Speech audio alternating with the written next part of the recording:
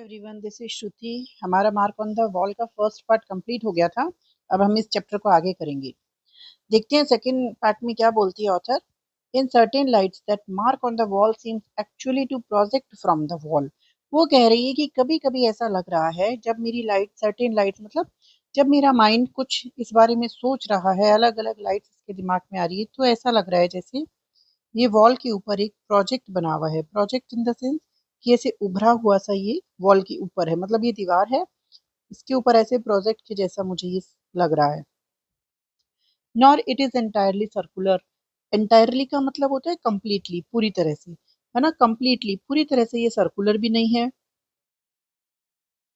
मतलब round shape में भी नहीं है। I cannot suggesting that if I rain my finger down that strip of the wall, it would at a certain point mount up and descend a small tumulus. Tumulus होता है mount, MOUND। Mount का मतलब होता है ऐसे जमीन से ऐसे उभरा हुआ सा भाग। ये अर्थ है, जमीन है, इससे उभरा हुआ जो ऊपर उठा हुआ भाग होता है उसको माउंट बोलते हैं, ट्यूमुलस बोलते हैं। तो कह रही है कि I can not be sure, मैं श्योर नहीं हूँ इस मार्क के लिए, लेकिन but it seems to cast a perceptible. Perceptible का मतलब होता है डेट कैन बी फेल्ट, जिसको महसूस किया जा सके। लेकिन मुझे ऐसा लग रहा है कि ये मार्क अगर मैं इसको अंगुली से इसके ऊपर हाथ लगाऊंगी तो मैं इसको महसूस कर सकती हूँ, इसको फील कर सकती हूँ। परसेप्टेबल शेडो है कि उभरा हुआ है दीवार से, और अगर मैं इस पे फिंगर घुमाऊंगी तो मैं इसको महसूस कर सकती हूँ। Suggesting that if I read my finger down that strip of the wall it would. तो मतलब अगर फिंगर इस पे लगाऊंगी तो ये उभरा हुआ मुझे महसूस होगा। ठीक है। At a certain point mount and descent a small tumulus, मतलब ये ऐसे उठा हुआ है, माउंट है कहीं से और फिर डिसेंट है, नीचे है। तो ये इस टाइप से बना हुआ है दीवार के ऊपर। ये बैठे बैठे सोच रही है कि ये ऐसा बना हुआ है।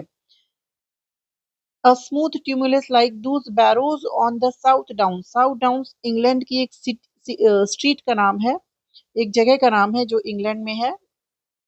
फिर वो बोलती है कि ये ऐसा लग रहा है जैसे ये ऐसे उठा हुआ है, ऐसा ट्यूमुलस है, सॉफ्ट है।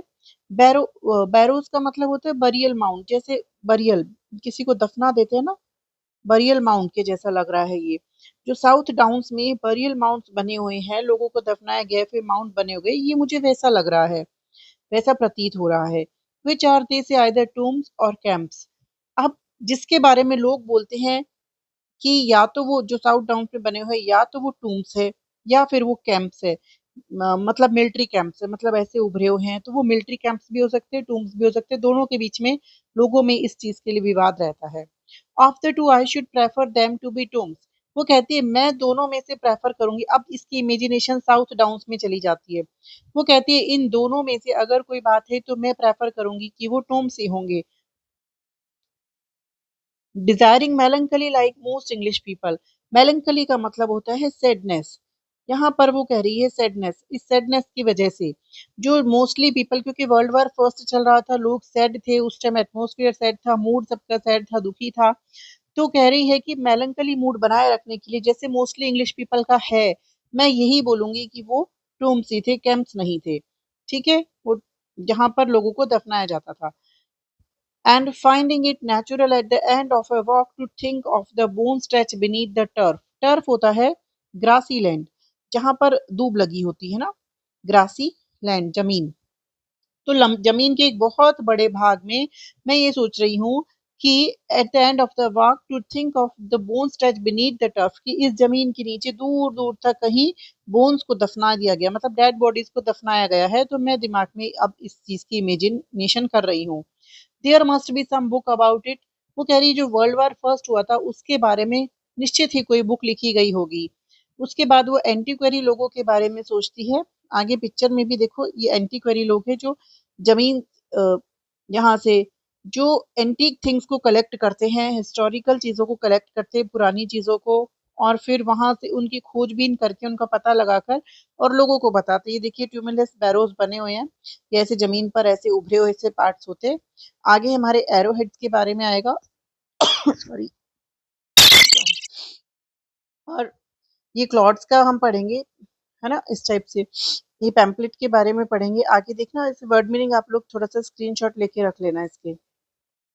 वो बता रही है जो एंटीक्वेरी लोग होते हैं, जो जमीन को खोद कर और वहां से जो सामान निकाल कर उनके बारे में खोजबीन करते हैं, must have dug up those bones and given them a name, कि उन्होंने पक्का ही यहाँ पर जरूर से जो साउथ डाउन्स में जो टॉम्स बने हुए हैं वहां पर उनको खोदा होगा, उनमें जो बोन्स निकली होगी उनको निकाला होगा, उनको कोई नाम दिया होगा। What short of a man is an एंटीक्वेरी I wonder, वो कह रही है बहुत ही अलग से लोग होते हैं, किस तरह के लोग होते हैं एंटीक्वेरी लोग, मुझे आश्चर्य है उन लोगों पर।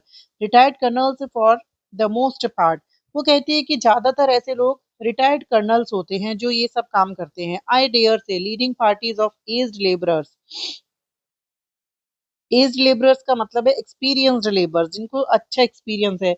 वो कह रहे हैं जो रिटायर्ड कर्नल हैं वो इस वो ये सब काम करते हैं और वो लीड करते हैं, मतलब उनके अंडर में कई एज्ड लेबरर्स, बहुत सारे एक्सपीरियंस्ड लेबरर्स, मजदूर लोग काम करते हैं और कर्नल ये उन सबसे ये काम करवाते हैं। Examine clothes of earth, clothes आपको बताया था उस पिक्चर में था, ये रहा। तो क्लोथ्स को एग्जामिन करते हैं ये लोग, है ना, जमीन से जो पार्ट निकलता है उनको अच्छे से एग्जामिन करते हैं, of earth and stone, examine करके लोगों को बताते हैं उसके बारे में। And getting into correspondence with the neighbouring clergy, clergy होता है प्रीस्ट, जो चर्च में प्रीस्ट होता है उसको बोलते हैं। तो बोल रहे हैं कि और फिर इस क्लोथ्स की जो भी रिलेटेड बात होती है उसको कॉरेस्पॉन्डेंस में, मतलब बातचीत में लेकर आते हैं नेबरिंग क्लर्जी से, प्रीस्ट से जाकर उसके बारे में डिस्कस करते हैं। Which being open at breakfast time, जो ब्रेकफास्ट टाइम पे उनसे मिलते हैं वहां पर इस बारे में बातचीत की जाती है। Gives them a feeling of importance, जिससे क्योंकि क्लर्जी को इन सब चीजों के बारे में पूछा जाता है, बात किया जाता है, तो क्लर्जी लोग को बहुत ज्यादा एक फीलिंग ऑफ इम्पोर्टेंस फील होती है कि हाँ हम भी इस चीज में हेल्प कर रहे हैं। And the comparison of arrowheads necessitates cross country journeys to the country towns, और जो एरोहेड से जो वेपन्स है, जो औजार मिले हैं उनमें से खोदने से, उनको जो वर्ल्ड वार फर्स्ट में नेसेसरी थे, जरूरी थे, उनको क्रॉस कंट्री मतलब अलग अलग कंट्रीज में भेजा जाता है उनकी खोजबीन के लिए, उनको एग्जामिन करने के लिए, है ना। कंट्री टाउन्स में, कंट्री टाउन्स का मतलब होता है ऐसी कंट्री, ऐसी स्मॉल कंट्री यूएस और ब्रिटेन की जहां पर अपनी लोकल गवर्नमेंट होती है, वो सेंट्रल गवर्नमेंट पे डिपेंड नहीं होती, इसी कंट्रीज में उनको भेजा जाता है। An agreeable necessity both to them and to their elderly wives, तो ये एक ज़रूरत की चीज़ होती है जो उस टाइम पे करी जाती है। सॉरी। और उनकी वाइफ्स के लिए भी ये काफ़ी इम्पोर्टेंस का काम होता है, वो भी उनका साथ देती है। Who wish to make plum jam to or to clean out the study, जो अपने हस्बैंड्स के लिए प्लम जैम बना के देती है उनको जब वो ये सब खोजबीन कर रहे होते हैं, उनके स्टडी रूम की सफाई वगैरह करती है। And have every reason for keeping that great question of camp or the tomb in perpetual suspension, perpetual होता है कॉन्टिन्यूस, लगातार, है ना। और मतलब उनकी वाइफ भी उनकी हेल्प करती है, और वो and have every reason for keeping that great question of camp or the tomb in perpetual suspension, और ये जो ग्रेट क्वेश्चन है कि वो टूम्स है या कैंप्स है, ये जो क्वेश्चन है ये कंटिन्यू सस्पेंशन का क्वेश्चन, डाउट का क्वेश्चन बना रहता है लास्ट तक। while the colonel himself feels agreeably philosophic in accumulating evidence on both sides of the question, और जो कर्नल है वो लगातार इस कोशिश में लगा रहता है, एक्यूमुलेट होता है कलेक्ट करना, इस मतलब सबूत को कलेक्ट करने में लगा रहता है, कि वो मतलब प्रूव करना चाहता है दोनों साइड की क्वेश्चंस को दिमाग में रखते हुए। एविडेंस का मतलब होता है प्रूफ, वो प्रूफ कलेक्ट करने में लगा रहता है और दोनों साइड के क्वेश्चन उसके दिमाग में रहते हैं। It is true that he does finally incline to believe in the camp, and being opposed indicts a pamphlet which he is about to read at the quarterly meeting of the local society when a stroke lays him low। और देखिए वो दोनों side के question पे खोजबीन करता है, लेकिन it is true that he does finally incline to believe in the camp, finally वो बिलीव करता है या इस चीज को बिलीव करने के लिए इंक्लाइन हो जाता है, बेंड होता है कि ये एक कैंप के बने हुए थे। एंड बीइंग अपोज्ड, और उस चीज को अपोज भी किया जाता है लोगों के द्वारा। फिर वो इंडाइट का मतलब होता है राइट, लिखता है, इससे रिलेटेड एक पैम्पलेट भी लिखता है, which he is about to read at the quarterly meeting, जो वो क्वार्टरली मीटिंग होती होगी हर 3 महीने में, वहां पर वो उसने पढ़ी भी होगी, of the local society, when a stroke lays him low, stroke का मतलब ये होता है उसका विरोध हुआ होगा उस चीज के लिए और उससे वो थोड़ा डाउन भी फील किया होगा। And his last conscious thoughts are not of for wife और चाइल्ड, और उसकी लास्ट जो कॉन्शियस सचेत जो उसके विचार रहे होंगे उस टाइम पे, वो निश्चित ही अपनी वाइफ और अपनी पत्नी और बच्चों के लिए नहीं रहे होंगे, but of the camp and the narrow head there, बल्कि उन सब चीजों के बारे में ही उसके दिमाग में सब चल रहा होगा, वो सब ही उसके दिमाग में उसने सोचा होगा, क्योंकि वो अपने काम से काम के प्रति ईमानदार रहा होगा और उसने काम के बारे में ही सोचा होगा उस टाइम पे भी, है ना, उस बात को प्रूव करने के लिए, which is now in the case at the local museum. और ये जो एरो हेड से या जो भी उनको चीजें मिली होगी पुरानी चीजें, वो अब कहाँ है, वो सब चीजें यूजलेस हो गई है, अब वो कहीं कहीं लोकल म्यूजियम में पड़े होंगे ये सब चीजें।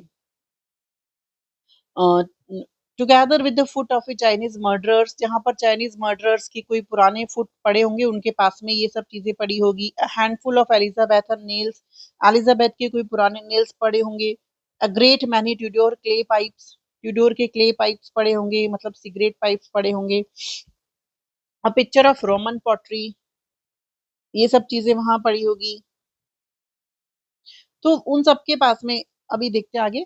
And the wine glass of Nelson drank out of proving I really don't know what, वो कह रहा है कि देखो, वो कहना क्या चाह रहा है कि जितनी भी पुरानी चीजें थी एक टाइम पे कर्नल ने प्रूव करने की कोशिश की होगी, एक टाइम पे वो सब चीजें इंपॉर्टेंट रही होगी, क्लर्जी से भी उसका डिस्कशन किया होगा, उन सब चीजों को इंपॉर्टेंस दी गई थी उस टाइम पे, लेकिन एक समय के बाद हर चीज जैसे अपनी इंपॉर्टेंस खो देती है, वैसे ही इन सब चीजों ने भी अपनी इंपॉर्टेंस खो दी। अब उनको कोई नहीं पूछता, वो कहीं लोकल म्यूजियम में इन सब चीजों के साथ में ही कहीं पड़े होंगे, जहां ये सब चीजें यूजलेस है, वहां वो सब भी यूजलेस में कहीं ना कहीं पड़े होंगे।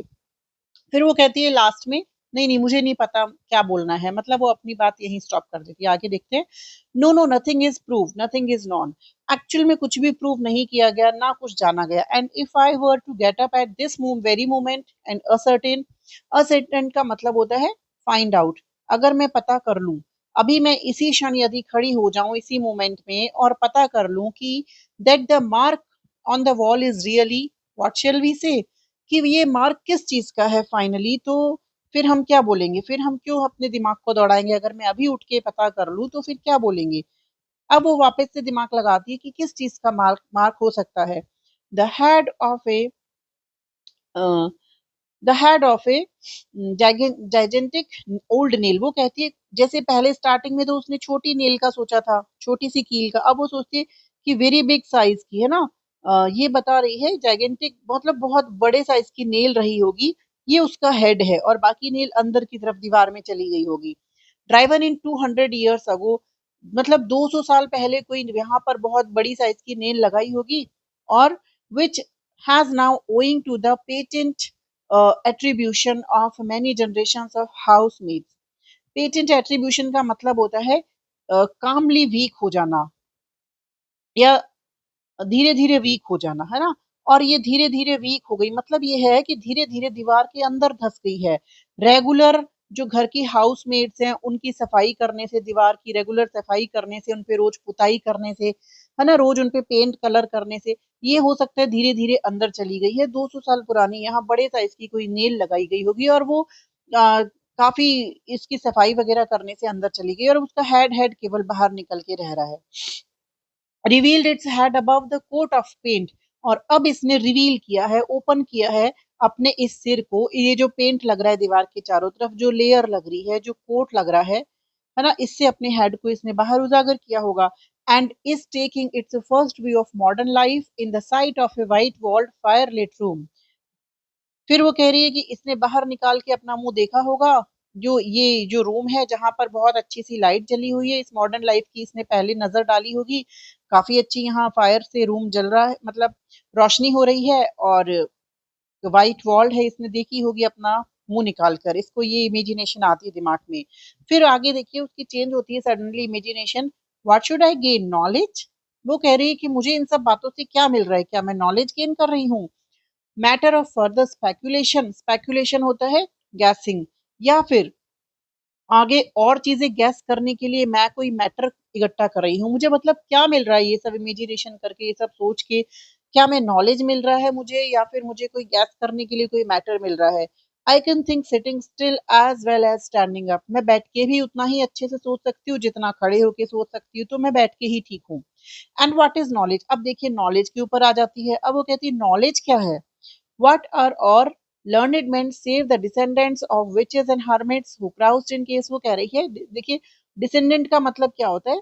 जो सेम फैमिली के जो चिल्ड्रन होते हैं उनको डिसेंडेंट्स बोलते हैं, मतलब हमारे आने वाले बच्चे, आने वाली जनरेशन।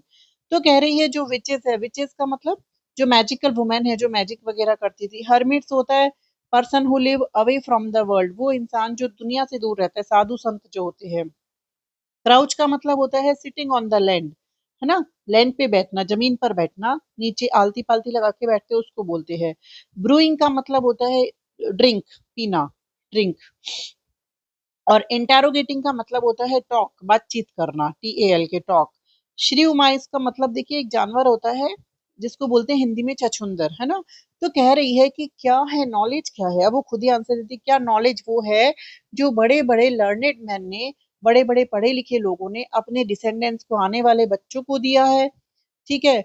जो उन्होंने विचेस से या मैजिकल वुमेन्स ने गेन किया था, या जो साधु संतों ने गेन किया है गुफाओं में जाकर, नीचे जमीन पर क्राउच करके बैठकर, और वहां पे जो हर्ब्स है उनको ड्रिंक करके, उनको ब्रूइंग करके, ड्रिंक करके, और जो वहां के जंगली जानवर थे जैसे छुछुंदर है उससे बातचीत करके, और writing down the language of the stars, और स्टार से, खुले आसमान में तारों से बात करते हुए उन्होंने जो लिखा, क्या वो नॉलेज है? देखो इसको सिंपल लैंग्वेज में समझने की कोशिश करेंगे। मतलब ये कह रही है कि नॉलेज क्या है? क्या नॉलेज वो है जो हमारे पूर्वजों ने हमें दिया है? किसी जादू जादू टोने वाली वुमेन ने जिसको अर्जित किया है और फिर अपने बच्चों को दिया, या साधु संतों द्वारा मिला गया ज्ञान नॉलेज है? और जो साधु संतों ने कहीं केव्स में, गुफाओं में तपस्या करके नीचे जमीन पर बैठकर इकट्ठा किया है, वहां की वहां, क्योंकि वहां रहे थे तो वहां की जो हर्ब्स है उनको पीकर, जंगली जानवरों के बीच में रहकर, उनसे बात करके, सितारों को देखते हुए खुले आसमान में जो लिखा है या जो हमें दिया है, क्या एक्चुअल में वो नॉलेज है ना? तो नॉलेज के बारे में बता रही है। And the less we honour them as our superstitions dwindle, dwindle का मतलब होता है डिक्रीज, कम होना। वो कह रही है कि जितना हम ये सुपरस्टिशियंस है, सुपरस्टिशियंस का मतलब होता है अंधविश्वास, ब्लाइंड बिलीफ, जितना इनको हम कम करेंगे ना, जितना हम इनका कम ऑनर करेंगे, ऑनर मतलब रेस्पेक्ट, सम्मान, जितना हम इनका कम सम्मान करेंगे ना, एंड और respect for beauty and health of mind increase, उतना ही हमारा जो रियल ब्यूटी है और जो दिमाग है हमारा, हेल्थ ऑफ माइंड, वो बढ़ेगा। है ना? तो कह रही है कि सुपरस्टिशियस में ज्यादा बिलीव नहीं करना चाहिए कि हमारे पूर्वजों ने ऐसा किया तो हम भी उस चीज को माने। नहीं, जितना हम उन चीजों को कम करेंगे ना, उतना ही हमारे दिमाग की हेल्थ बढ़ेगी, उतना ही हमारे लिए ब्यूटी का रिस्पेक्ट बढ़ेगा। Yes, one could imagine a very pleasant world. हाँ, कोई भी कितना भी अच्छा वर्ल्ड को इमेजिन कर सकता है इन सब चीजों से बाहर निकल कर। अ क्वाइट स्पेशियस वर्ल्ड, वो कह रही है एक बहुत ही शांत, खुला हुआ, ओपन, स्पेशियस का मतलब होता है ओपन, खूब खुला, खुले वर्ल्ड को हम इमेजिन कर सकते हैं। With the flowers so red and blue in the open fields, जिसमें फील्ड्स में लाल और ब्लू कलर के फ्लावर्स लगे हो, ऐसा हम सुंदर इमेजिन कर सकते हैं वर्ल्ड। जरूरी थोड़ी है उन्होंने जो हमें नॉलेज गेन करके दिया हम उसी को फॉलो करें, हम हमारे अलग वर्ल्ड को भी तो इमेजिन कर सकते हैं ज्यादा beautifully. A world without professors or specialists or housekeepers with the profile of policemen। वो कह रही है एक दुनिया जो इन सब लोगों से, मैन वाले जो मेल सोसाइटी, मतलब कहना तो वो ये चाह रही है कि जो लर्नेड मैन है, जिनको जो लर्नेड मैन, जो नॉलेजेबल मैन मानते हैं हम सोसाइटी के, उन सब से हटकर भी तो एक अलग दुनिया होती है। एक ऐसी दुनिया को हम इमेजिन कर सकते हैं जिसमें कोई प्रोफेसर ना हो, कोई स्पेशलिस्ट, हाउसकीपर, या प्रोफाइल का मतलब वही आइडेंटिफिकेशन, पहचान, पुलिसमैन की पहचान वाले लोग, ये सब नहीं हो। A world which one could slice with one's thought. Slice का मतलब होता है कट करना। अब देखो इमेजिनेशन कर रही है कि जैसे एक फिश है, फिश अपने फिन से, फिन का मतलब फिश के जो विंग्स होते हैं उसको फिन बोलते हैं, आगे आएगा, आगे बढ़ती जाती है पानी में, और अपने विंग्स से पानी को कट करते हुए, स्लाइस करते हुए ये आगे बढ़ती जाती है और वाटर को एंजॉय करती है, वाटर की दुनिया को। वो कह रही है कि हम ऐसी दुनिया को इमेजिन कर सकते हैं जहाँ ये सब कोई लर्नेड मैन और ये सब फालतू जो कहते हैं नॉलेजेबल चीजें, ये है वो सब ना हो, बल्कि क्या हो, a world which one could slide with one's thought. अपने विचारों से हम आगे बढ़ते जाए, अपने थॉट से सब चीजों को काटते हुए हम आगे बढ़ते जाए। कैसे? As a fish slices the water with his fin, जैसे कोई मछली पानी को काटते हुए अपने फिन से आगे बढ़ती जाती है। ग्रेजिंग द स्टैम्प्स, रस्ते में आने वाली स्टैम्प्स को ग्रेज करती जाती है, खाती जाती है। Stamps of water lilies hanging suspended over nest of white sea eggs, और वहां पर जो हैंग करते हैं, जो जो वहां पर हैंग का मतलब है स्टक, जो यहाँ पर कहीं अटके पड़े होंगे। सस्पेंडेड, सस्पेंडेड ओवर का मतलब होता है फ्लोट करना, है ना, पानी में तैरना। वहां पर जो जैसे वाटर लिलीज के स्टेम्स को खा लिए, वहां कहीं एग्स पड़े हैं, है ना, किसी के नेस्ट में, वो सब खाते हुए वो आगे बढ़ती जा रही। मतलब ये है कि खुद की इमेजिनेशन से यदि हम आगे बढ़ते जाएंगे तो हमारा जो माइंड है वो और हेल्दी होता जाएगा, उसको अच्छी अच्छी थॉट्स मिलती जाएगी। जैसे फिश को अच्छी अच्छी चीजें पानी में आगे बढ़ने से मिलती जाती है, वो उनको खाती जाती है और वो हेल्दी होती जाती है। वैसे हमारा माइंड विद थॉट्स में अगर हम आगे बढ़ेंगे ना, न हमारे ही विचारों के साथ अलग अलग, तो हम हमारा माइंड ज्यादा हेल्दी होगा। वो एक्चुअल में नॉलेज होता है। How peaceful it is down here, rooted in the centre of the world and gazing up through the grey waters. वो कह रही है कितना पीसफुल है कि पानी के नीचे, पानी के नीचे का मतलब क्या है? वो कह रही है कि अगर हम हमारे यहाँ पर बैठे, जैसे पानी है, इसके नीचे मतलब वर्ल्ड के सेंटर में हम बैठे। वर्ल्ड के सेंटर का मतलब ये है कि हम यहाँ एक जगह बैठे, लेकिन हम इमेजिनेशन पूरे वर्ल्ड की कहीं से भी कैसे भी कर सकते हैं। तो कह रही है कितना पीसफुल होता है कि यहाँ हम शांति से बैठे, rooted in the centre of the world and gazing up through the grey waters, और यहाँ से ऊपर पानी को देख रहे हैं। मतलब सारी इमेजिनेशन को हम यहाँ से इमेजिन कर रहे हैं। With their sudden glimpse of light, और वहां से लाइट की रिफ्लेक्शन हमारे ऊपर आ रही है।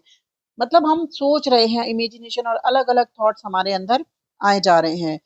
If it were not for Whitaker's Almanac, if it were not for the table of precedency. देखिए विटेकर्स आल्मनैक एक रेफरेंस बुक होती है जो हर साल यूनाइटेड किंगडम में पब्लिश होती है।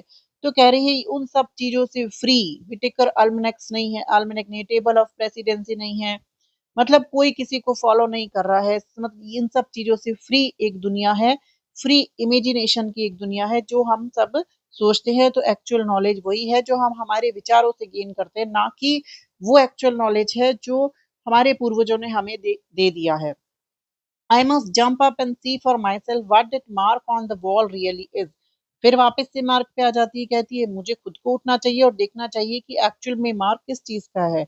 A nail, a rose leaf, a crack in the wood. दो तीन बातें उसके दिमाग में आती है, क्या रोज लीफ का है, क्या किसी नेल का है, या कोई वुड में क्रैक आ गया। Here is nature once more at her old game of self preservation.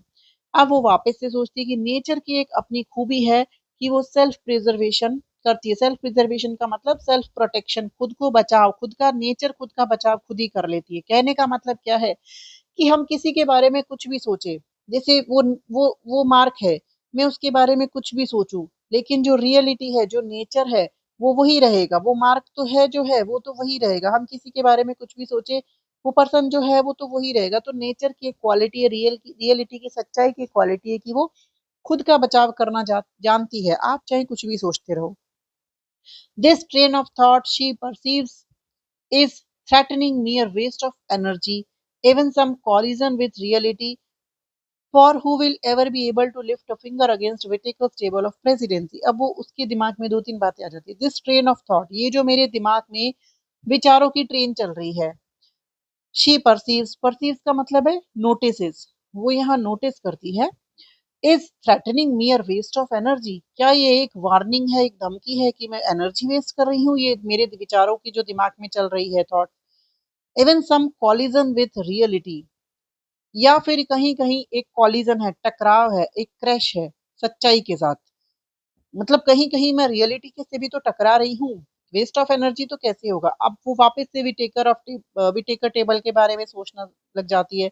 मतलब उसका माइंड है ना, ये हमारी टेक्निक ही यही है जो हम बोल सकते हैं, जिसके अंदर वो एक स्ट्रीम ऑफ कॉन्शियसनेस में एक थॉट से दूसरे थॉट पर कैसे जंप कर रही है, वो चीज हमें देखने को मिल रही है। For who will ever be able to lift a finger against Whitaker's table of precedency, किसकी हिम्मत है कि विटेकर्स टेबल ऑफ प्रेसिडेंसी जो बनाई गई थी उसके अगेंस्ट में, उसके विरोध में कोई अपनी उंगली उठा सके, कोई उसकी नहीं बोल सकता। अब ये बताएगी विटेकर टेबल ऑफ प्रेसिडेंसी क्या है। कौन किसको फॉलो करता है ना? ये इसको एक्सप्लेन करिए। The arc bishop of Canterbury is followed by Lord high chancellor. सबसे ऊपर कौन हो गए? Arc bishop of Canterbury. इसको फॉलो करेंगे लॉर्ड हाई चांसलर। ठीक है। The Lord high chancellor is followed by the arc bishop of York. Lord high chancellor को फॉलो करेंगे आर्क बिशप ऑफ यॉर्क। तो ये टेबल ऑफ प्रेसिडेंसी है जो यहाँ बता रही है उस टाइम पे वर्ल्ड वॉर फर्स्ट के टाइम में इसको स्टार्ट किया था। यहाँ इसके बारे में एक्सप्लेन कर दिया। एवरीबडी फॉलो समबडी, हर कोई किसी ना किसी को फॉलो करता है। Such is the philosophy of Whitaker, ये विटेकर की फिलोसफी है।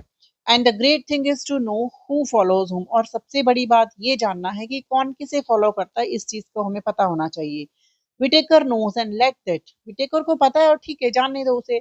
सो नेचर, वापस नेचर पे आ जाती है। नेचर की बात चल रही थी उस टाइम पे, वापस नेचर पे आ जाती है। नेचर काउंसिल्स, नेचर हमेशा हमें क्या करती है? काउंसिल करती है, मतलब हमेशा गुड एडवाइस देती है। कंफर्ट यू, नेचर हमें कंफर्ट भी करती है, आराम भी देती है। इंस्टेड ऑफ एनरिजिंग यू, एनरिजिंग का मतलब होता है मेकिंग एंग्री, आपको गुस्सा, है ना? गुस्सा करने की बजाय नेचर आपको कंसोल करती है, कंफर्ट करती है। And if you can't be comforted, अगर आप कंफर्ट फील नहीं कर रहे हो, you must shutter, if you must shutter this hour of peace, अगर आपको शांति नहीं मिल रही है, आपकी जो पीस है, शांति है, वो शटर हो गई है, मतलब शेक हो गई है, हिल गई है। Think of the mark on the wall, तो चलो उस मार्क के बारे में सोचते हैं। तो ये हमारा इस चैप्टर का जो सेकंड पार्ट है उसका आधा पार्ट लगभग हो गया है। अब हमारा एक पार्ट और बनेगा इसमें, फिर हमारा चैप्टर कंप्लीट हो जाएगा। So if you like my this video, so please like and subscribe. Thank you very much.